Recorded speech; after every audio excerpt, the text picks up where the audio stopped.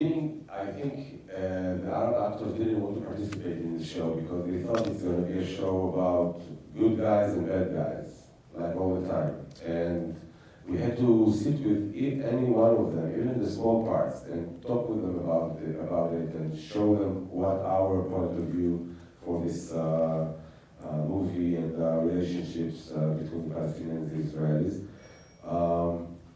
It was, for me, it was quite, because as an Israeli, all the time you just care about the Arab in the occupied territories, and you don't care about the Israeli Arabs. They're just here.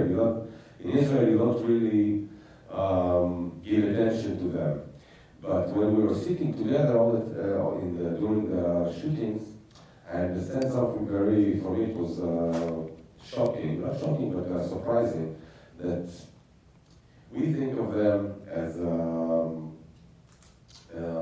do you say it, guys Khamishi? Fifth column. Fifth column, yeah. But it's not just us, because the Palestinians think about them just the same because they live in Israel. So they are in very delicate situation. They don't belong anywhere. They don't.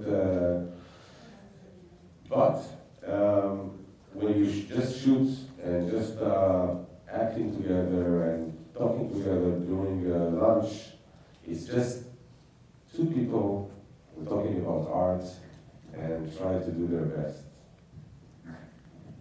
They were not worried about repercussions from their community? No, it's the first, this is the first show in Israel. It's the most viewed show in the Arab population in Israel. Yeah. Because it's in Arabic, this is the,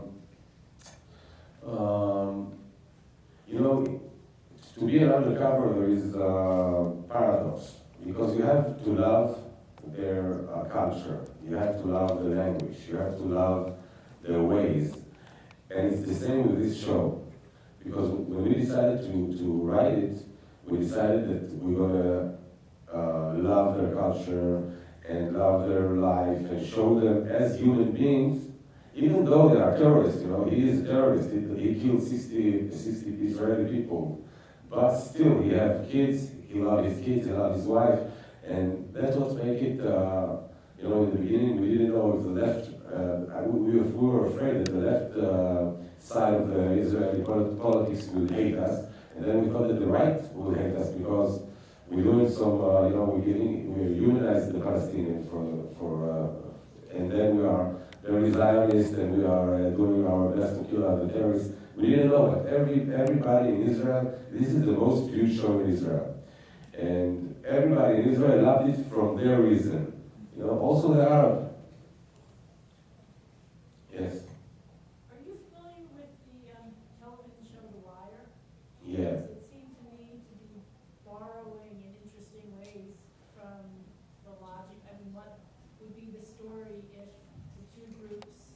I'll tell you what, I didn't see The Wire. I just know that the guy, he looks like me. What's his name? Yeah, the bald guy But, this is, for 20 years we are going with this story. Since me and Avi, my co-creator, released from the army, we're going with this story.